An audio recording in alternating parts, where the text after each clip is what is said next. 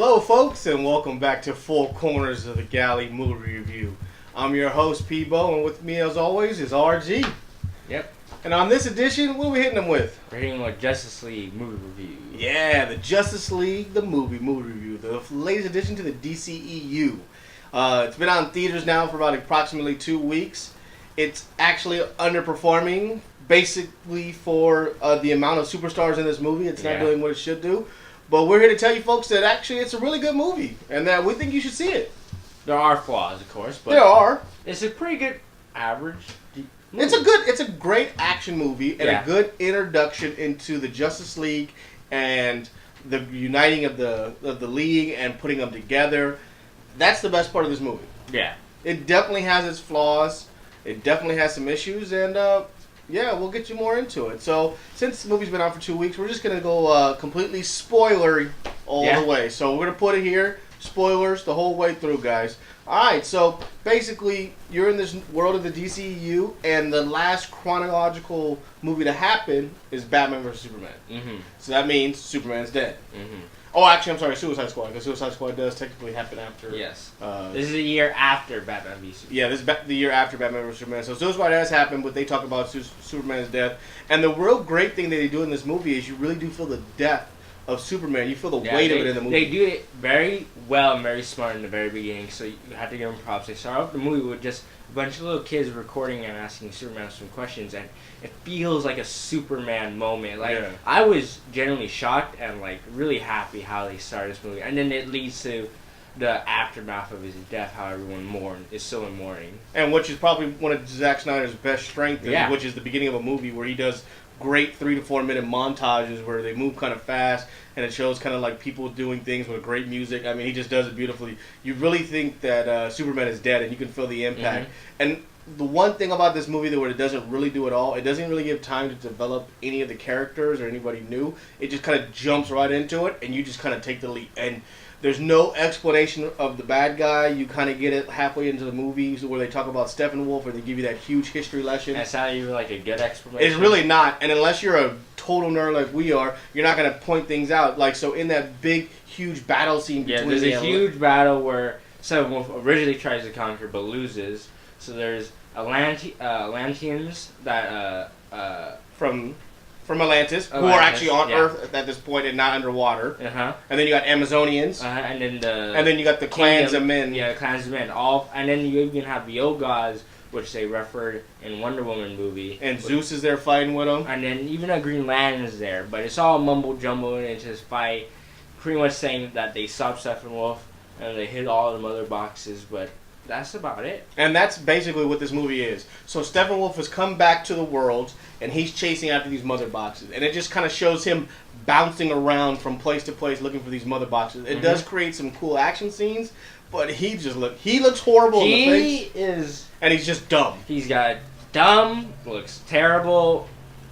Makes no sense. He doesn't do anything but, I get mother boxes. Yeah, and he repeats like one line over and over again. Mother, mother, mother. Yeah, it's pretty bad.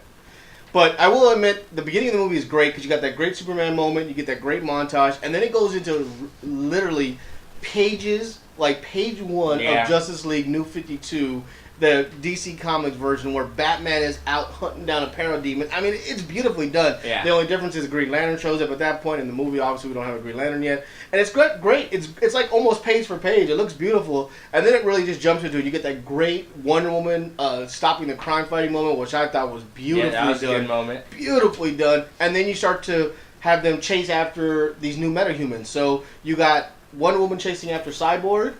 And then you got Batman, who ends up catching Barry Allen and Aquaman. And both of their introductions are great. I loved all the new characters they brought on. I thought were done great. Yeah, the characters in general were really good. Yeah.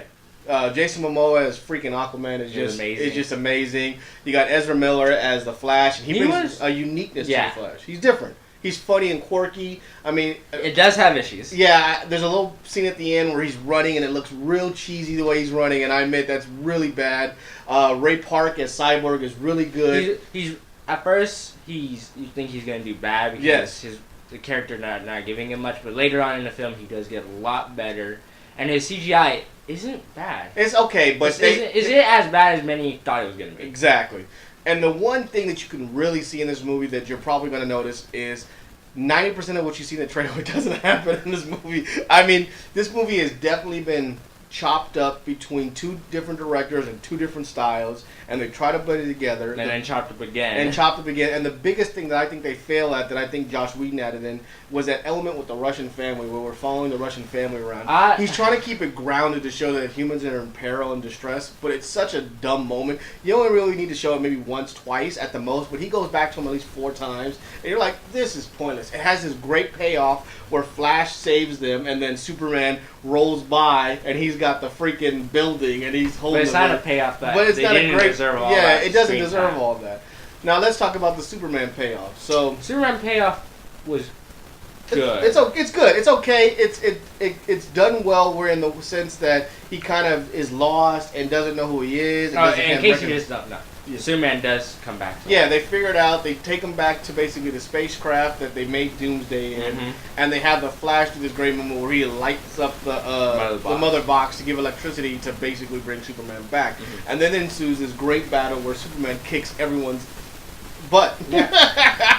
And the best moment in that whole thing is when Flash is running around Superman, and Superman's he's whooping on Aquaman and I think Wonder Woman or Cyborg. And Cyborg. He has the ability to stop and see Flash in the Speed Force, and that was fantastic. Yeah. It was great. But then that leads into probably one of the worst moments of the movie, where the mustache. Yeah, you can really see the CGI. The CGI was all-time low. Yeah, it's really jumbled together. I really hope DC can figure out a way just to let one director have a movie and let him edit and get it the way he wants it, because outside of Patty Jenkins, I mean, they have just chopped up some movies left and right. I mean, they've totally chopped those movies. The marketing for this movie was horrible. They even went back and put Superman back in the posters after the movie release, which doesn't help it at all. He should have been there from the very get-go. It's just bad. Yeah, the other great moment is where he does when Superman's rebirth, and he does recognize Batman, and he kicks the mother effing mess out of him, and then he grabs him by the neck, and he just looks at him and throws him aside. That was some definitely good. There are good moments. Yes. It's a movie of moments instead of a good cohesive story that plays. And the story isn't amazing.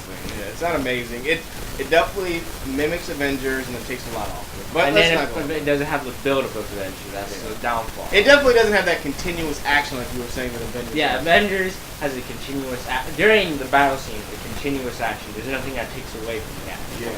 But this movie, it didn't flow correctly. So who would say is your best character that you like with the league?